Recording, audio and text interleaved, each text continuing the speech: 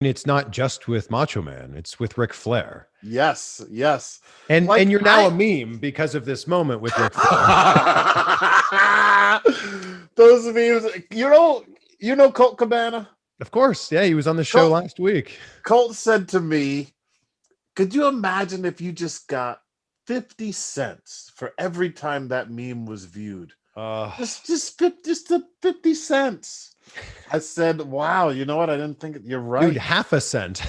Yes, just half a cent. Right. Right. Yeah, that meme. I remember people in high school that I hadn't talked to for years texting me the meme. Like, oh my gosh, this is wild.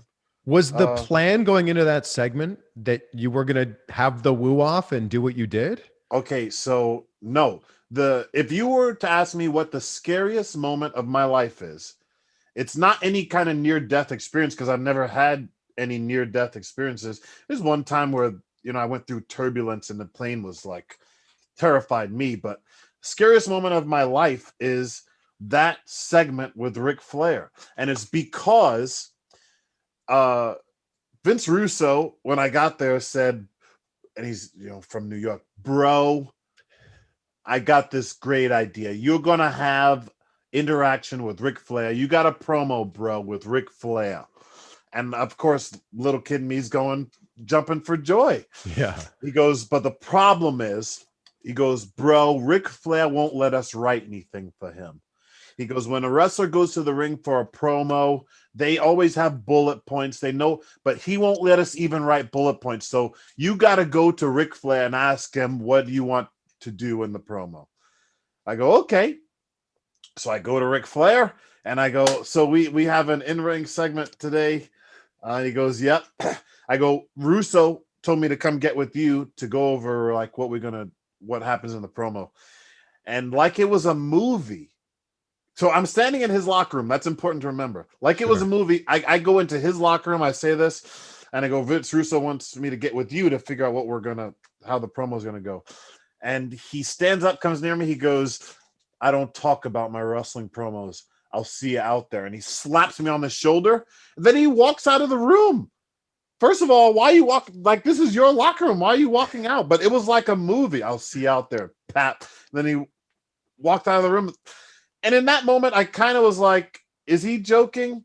But like, I hope Yeah. he's not, because I had been in Impact Wrestling at that point, Chris, for 6 years.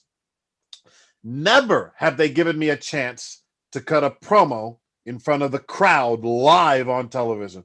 I was doing the Macho Man stick. So Yeah. at that point, all my promos were filmed in the back in the locker room, Yeah. pre-taped. And let's just say they said, okay, in your promo, you're going to say 1, 2, 3. In the Macho Man voice, if I said, okay, 1, 2, 7, they thought it was funny. They didn't even care that I didn't say 1, 2, 3. So I never had to like hit these marks or like hit these bullet points or like Yeah. make sure I say the right thing. I can say anything in the Macho Man voice and they'd be like, one take, you're good. So now, from going to that to now live in front of the crowd, live on TV with Ric Flair, it was terrifying. Man, it was the scariest moment of my life. Scariest moment. And literally, I didn't know what was going to happen. Like nothing was written, nothing was planned. Remember, before I went through the curtain, my hands went numb. That's how like nervous I was. And Simon Diamond came up to me. He goes, "What? Like you look so like what's going on? You look so nervous and scared." I go, "I am." He goes, What you don't understand, Jay, and maybe this will make you feel better, is you're only in this position because you have this killer Ric Flair impersonation backstage. He loved it so much that he wanted to work with you. That's why this is happening.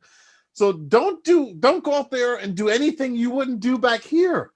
Just do what you're doing back here because that's why you're in the situation you're in. And that made me feel a little bit better. And I was like, yeah, okay. So then I Did you said, know okay. you were going to do a Ric Flair impression before that chat with Simon Diamond? Yes, yeah, yeah. Okay. I knew that I had to go out there and pretend to be Ric Flair. Then he was going to come out, and then who knows what was going to happen after that. That's all I knew. And that was how we had like 4 promos together.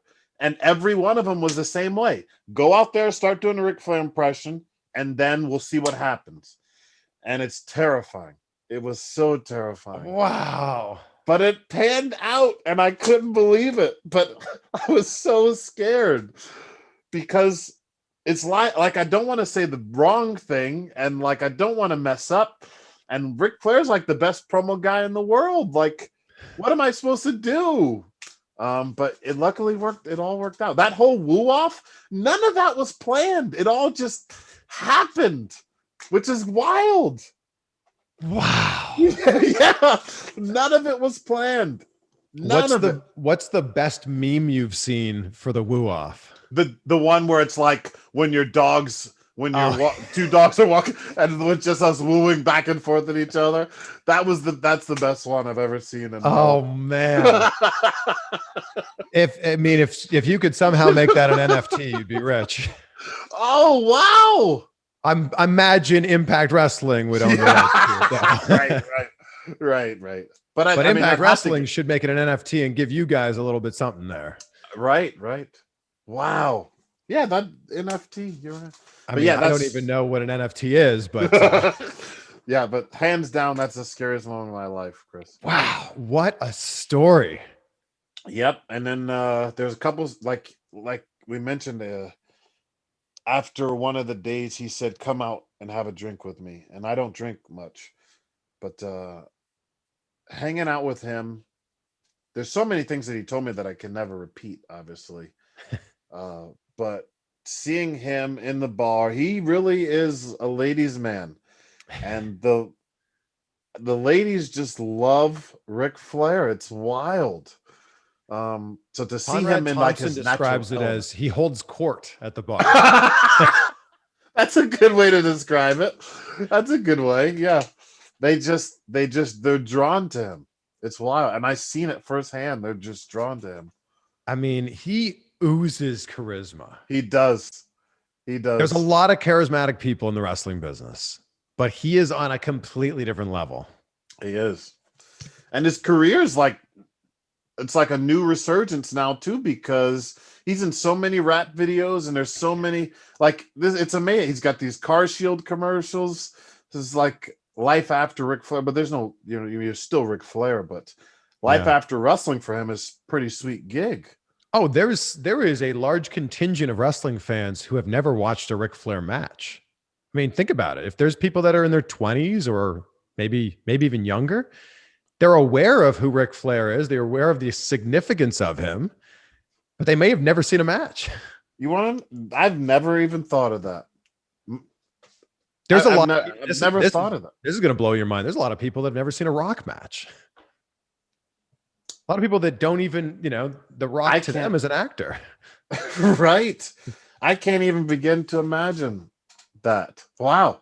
That kind of like, it's like, does not compute. How is that possible? Hey, it's Chris, and thank you so much for checking out this video on my brand new YouTube channel, CVV Clips. As the name suggests, it's a place where I'm going to post clips from some of my favorite interviews. If you haven't subscribed yet, make sure to hit subscribe and also check out these videos right here. YouTube thinks you might like them.